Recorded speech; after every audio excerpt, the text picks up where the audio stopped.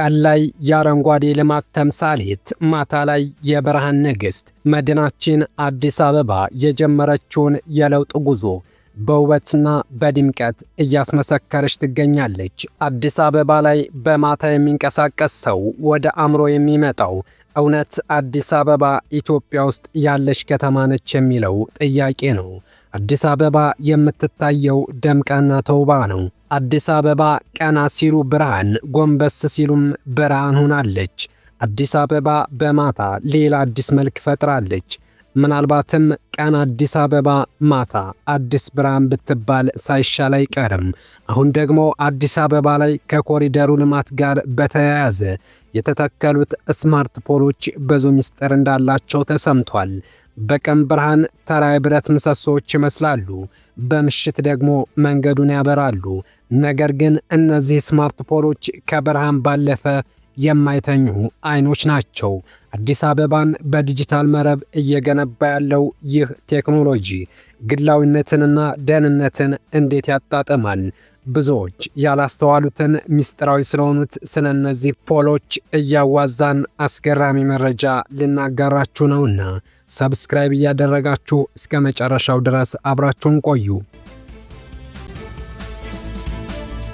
አዲስ አበባን ማታ ላይ በብርሃናቸው፣ ቀን ላይ በራሳቸው ቀለም ውበት ከሰጧት ነገሮች መካከል አንደኛዎቹ ስማርትና ሚስጥረኛ የሆኑት አዳዲሶቹ ስማርት ፖሎች ናቸው።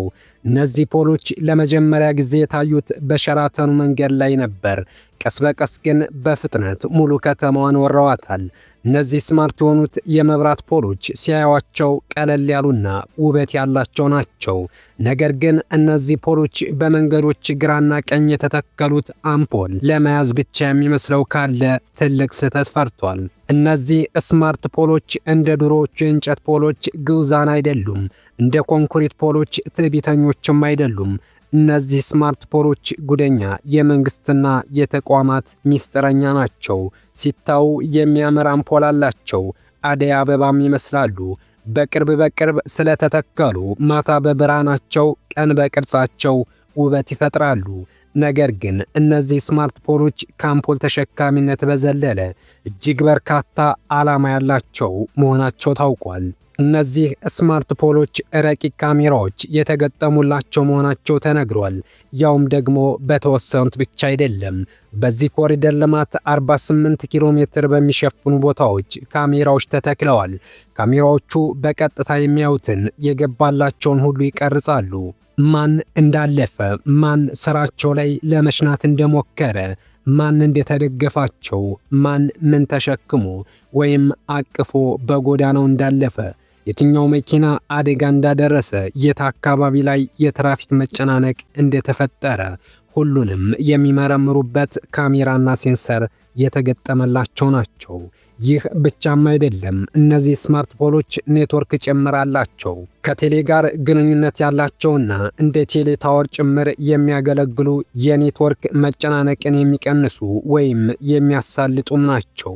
እንግዲህ ኔትወርክ ሲጨናነቅ አዲስ አበባ ላይ ወጣ ብሎ ከነዚህ አንደኛውን ፖል ተደግፎ ስልክ መክፈት፣ ፈጣን ኢንተርኔት ማግኘት ይቻላል ማለት ነው።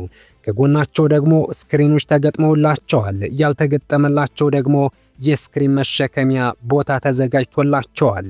እንደሚታወቀው ኢትዮጵያ ውስጥ የመብራት ፖል ተተክሎ ቢያድር ጧት ላይ ደላላው ከቤ ለፈጣን ድለላ ብሎ ቦግ ያለ ስልክ ቁጥር ያለበት በብረት ሽቦ የተወጠረ የሸራ ማስታወቂያ ሰቅሎበት ያድራል።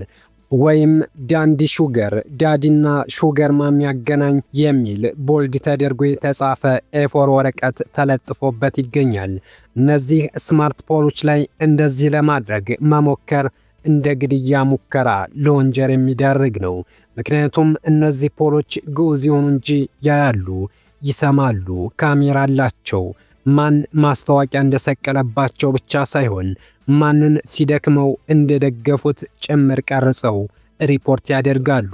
አዲስ አበባ ውስጥ የተተከሉትን ዛፎችና ፖሎች የሚገጩ አሽከርካሪዎች የሰውን ልጅ የገጩ ያክል ከፍተኛ ወንጀል እንደሰሩ ይቆጥሩታል ይባላል።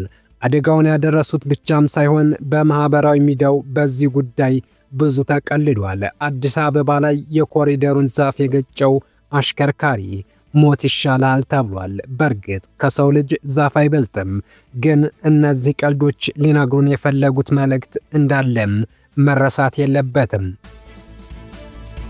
ጠቅላይ ሚኒስተሩ የሆነ ጊዜ ፓርላማ ላይ መንግስታቸው ስንት መታሰር ያለበትን ሰው ሳያስር እንደሚቀር ያለውን ትዕግስት ሲያብራሩ በሸራተን አዲስ መንገድ በተተከሉት በእነዚህ ስማርት ፖሎች ላይ ሽንቱን ሲሻና የተገኘ ሰው ሳይታሰር እንዲቀር ተደርጓል ነበር ያሉት። እነዚህ ስማርት ፖሎች ከመብራቱ በተጨማሪ የያዙት ካሜራም ብቻ አይደለም፣ ይልቁንስ የአየሩን ጸባይ የሚመረምሩበት ቀጣይ ዝናብ ነው ወይስ ፀሐይ የሚለውን የአየር ጠባይ መቆጣጠሪያ ሴንሰርም ይገጠምላቸዋል ተብሏል። ከዚህ ቀደም አዲስ አበባን ስማርት ሲቲ ለማድረግ ስለመታቀዱ በሰራንላቸው ዝግጅት ላይ በየጎዳናው ሴንሰሮችን በመግጠምና ከአርቲፊሻል ኢንተለጀንስ ጋር በማያያዝ የከተማዋን ጠቅላላ ደህንነትና የአየር ጸባይ ሁኔታ ጭምር አናላይሲስ ወይም ዳሰሳ የሚሰራ ቴክኖሎጂ ስለመታሰቡ ነግረናችሁ ነበር። ይህ በስማርት ፖሎች ላይ አሁን አብሮ የተገጠመው ቴክኖሎጂ አዲስ አበባን ወደ ስማርትነት ለመለወጥ እየተደረገ ያለ እንቅስቃሴ አካል መሆኑን በቀላሉ መረዳት ይቻላል። እነዚህ ፖሎች ምስጢረኞች ናቸው። መረጃ ይሰበስባሉ። ግጭት ቢቀሰቀስ ሰዎች የት አካባቢ እንደተሰበሰቡ ወሬ ሹክ ይላሉ። እነዚህ ስማርት ፖሎች የራሳቸው ማስታወቂያ ማስተላለፊያ ስክሪኖች አሏቸው። ከመብራታቸው ጎን ለጎን ኔትወርክ ከማሳለጣቸው ጎን ለጎን ከመንገድ ላይ ጥበቃቸው ጎን ለጎን ከሜትሮሎጂስትነታቸው ጎን ለጎን ማስታወቂያ ስክሪኖችንም ይዘዋል። እነዚህ ምስጢረኛ ስማርት ፖሎች መጀመሪያ ላይ ከውጭ ነበር እየተገዙ ሲገቡ የነበረው። በሸራተኑ መንገድ ላይ የተተከሉት በሙሉ ከውጭ የመጡት ናቸው። ከዚያ በኋላ በፒያሳ፣ በ4 ኪሎ፣ በሜክሲኮ፣ በሳር ቤትና በቦሌና በሌሎችም የኮሪደር ልማት በተሰራባቸው መስመሮች የተተከሉት ግን በኢትዮጵያ ተመሳስለው የተመረቱ ናቸው ተብሏል። አዲስ አበባ እንደ ኢየሩሳሌም ራስ ገዝ የሆነች ያክል ከሌላው ኢትዮጵያ ክፍል ተነጥላለች። የአዲስ አበባ ጎዳናዎች ስማርት የተባሉትና ጉደኛ ባለምስጢር ፖሎች፣ የአዲስ አበባ ረጃጅም ህንፃዎች፣ ዛፎች ሳይቀሩ አንድ አይነት ብርሃን ያንተገትጋሉ። ብርሃኑ ደማቅ ቢጫ ነው። የአዲስ አበባ ህንፃዎች በሙሉ ይህን ባለመስመር መብራት ሰቅለዋል። በሌሊት እነዚህን የአዲስ አበባ ህንፃዎች ቀና ብሎ ለማየት መሞከር ድምቀታቸው ደከም ያለ ዓይንን እስከ ወዳኛው ሊሸኝ ይችላል። በሙሉ አይን ለማየትም የሚሞከሩ አይደለም። ከመገናኛ እስከ ሜክሲኮ፣ ከቦሌ እስከ ካሳንቺስ ያሉ የአዲስ አበባ ረጃጅም ህንፃዎች በደማቅ ብርሃን ተለብደዋል። የጎዳናው የማይረገጡ ብብቶች ወይም መስመሮች ይህን ብርሃን አቅፈዋል።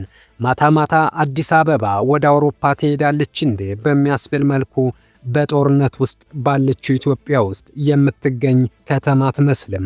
አፍሪካውያንን ያስደመመች እና ሾው ስፒድን በውበቷ ያሳመነች ከተማ ሆናለች። አዲስ አበባ ኑሮዋና ቤት ኪራዋ ውድና የማይቀመስ ቢሆንም እሷ ግን እያማራባት ቀጥላለች። አበቃን። መልካም ጊዜ ተመኘን።